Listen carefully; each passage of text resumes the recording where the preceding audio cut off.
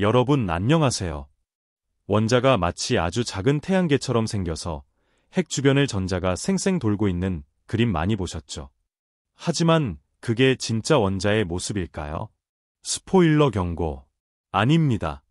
오늘은 왜 이 흔한 비유가 잘못되었는지, 그리고 진짜 원자는 어떤 모습인지 한번 깊이 파헤쳐 보겠습니다. 과학 교육에서 끈질기게 이어져 오는 몇 가지 오해들을 풀어보려고 합니다. 그리고 오늘 그 첫 번째 주제는 바로 원자, 그리고 왜 원자가 작은 태양계가 아닌지입니다. 잠깐 시간을 거슬러 20세기 초로 가볼까요? 러더퍼드나 보어 같은 과학자들은 이 세상 모든 것을 이루는 아주 작은 기본 단위가 어떻게 생겼는지 골똘히 생각하고 있었습니다. 러더퍼드는 유명한 금박 실험을 통해 원자에는 작고 밀도가 높은 중심, 즉 핵이 있고 그 주변에 전자가 있다는 것을 발견했습니다. 이것이 마치 태양 주변에 행성들이 있는 것처럼 보였죠. 그러자 보어는 이 아이디어를 조금 더 발전시켜 전자는 특정한 경로, 각각 정해진 에너지 양을 갖는 경로에서만 존재할 수 있다고 말했습니다.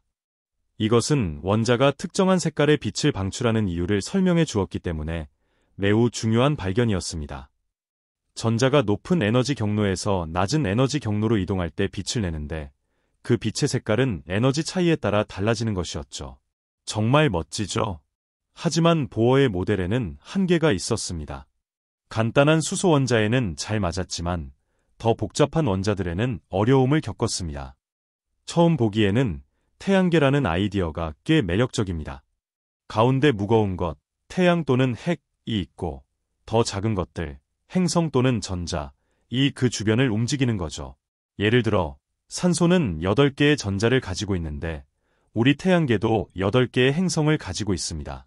꽤 깔끔한 비교이고 아마도 그래서 우리 마음속과 교과서에 계속 남아있는 것 같습니다. 하지만 여기서부터 흥미로운 점이 시작됩니다. 이 그림이 상상하기에는 쉽지만 실제 과학, 즉 물리학적으로 보면 완전히 틀렸습니다. 원자가 실제로 작은 태양계가 아닌 이유를 자세히 살펴보겠습니다. 우선 작용하는 힘이 완전히 다릅니다. 우리 태양계에서는 중력이 행성들을 태양 주변 궤도에 붙잡아두는 역할을 합니다. 하지만 원자에서는 전자기력이 그 중요한 역할을 합니다. 양전하를 띤 핵이 음전하를 띤 전자를 강하게 끌어당기는 것이죠. 중력은요, 원자 수준에서는 너무나도 약해서 거의 영향을 미치지 않습니다. 다음으로 규칙 자체가 다릅니다. 행성들은 우리가 고전 역학이라고 부르는 법칙을 따릅니다. 즉, 행성의 현재 위치와 속도를 알면 앞으로 어떻게 움직일지 거의 정확하게 예측할 수 있습니다.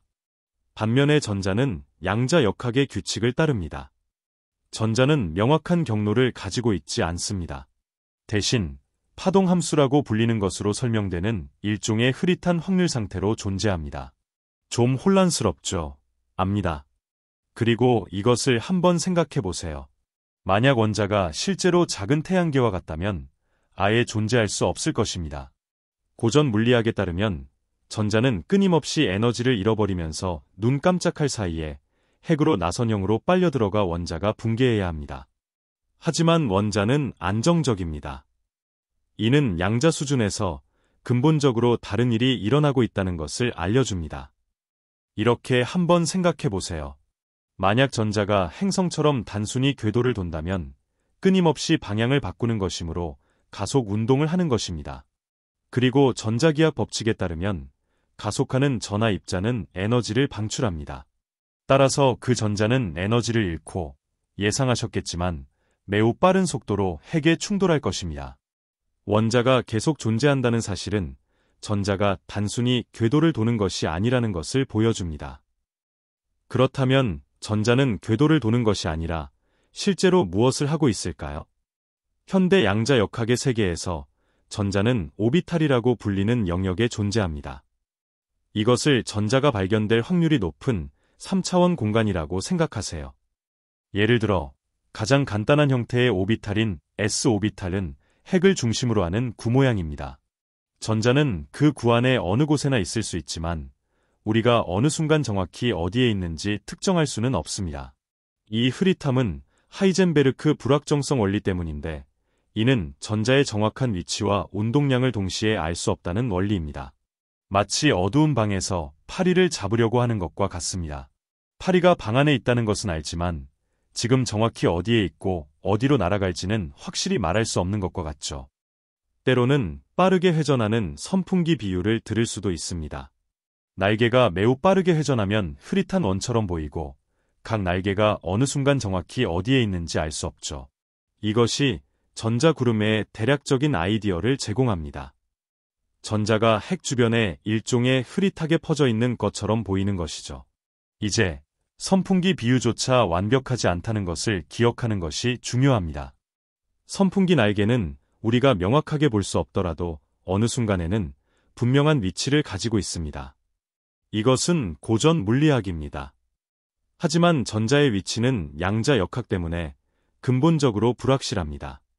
선풍기 날개처럼 깔끔한 궤적을 가지고 있지 않습니다.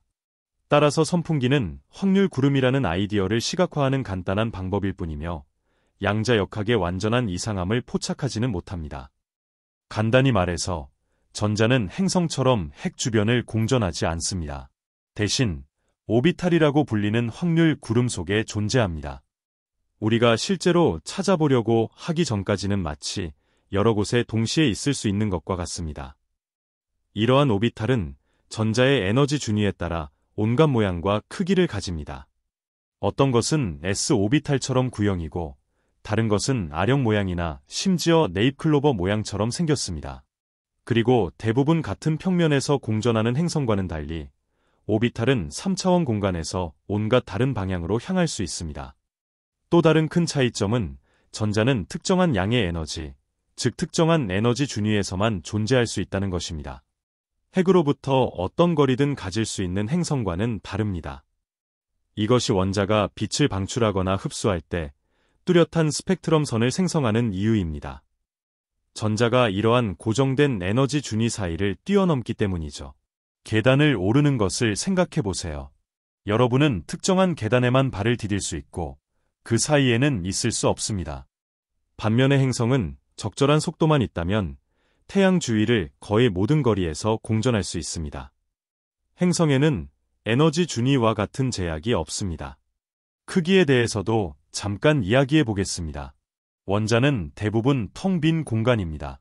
만약 원자를 확대해서 핵이 완두콩 크기가 된다면 원자 전체 크기는 축구 경기장 정도가 될 것입니다. 정말 엄청난 양의 빈 공간이죠. 우리 태양계에서는 태양이 행성에 비해 훨씬 크지만 그 거리가 원자만큼 극단적이지는 않습니다. 예를 들어 태양계의 지름, 해왕성 궤도까지 은 태양 지름의 약 6,500배로 상당한 빈 공간입니다. 하지만 원자의 지름은 핵 지름의 약 10만 배나 됩니다. 정말 다양한 정도의 심오한 텅 빔이죠. 그렇다면 왜 우리는 여전히 그 태양계 비유를 여기저기서 볼 수 있는 걸까요?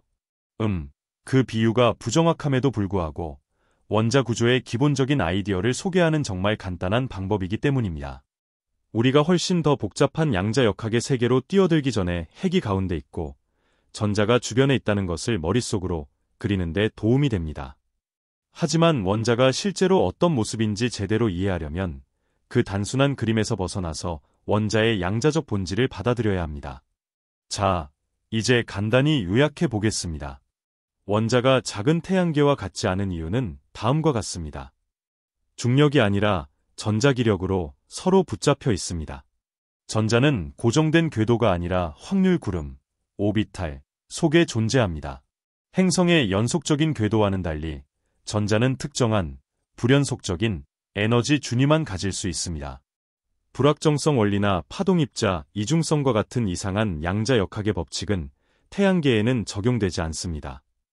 그러므로 그 태양계 비유는 유용한 시작점이기는 하지만 원자의 실제 세계는 훨씬 더 기이하고 매혹적이라는 것을 깨닫는 것이 매우 중요합니다. 이제 원자가 작은 태양계가 아니라는 것을 알았으니 다른 과학 개념 중에서 궁금했던 점이 있나요? 댓글로 여러분의 생각이나 지금까지 겪었던 오해들을 공유해 주세요. 함께 배우고 탐험해 봅시다. 그리고 항상 질문하고 더 많이 배우는 것을 잊지 마세요. 다음 영상에서 만나요.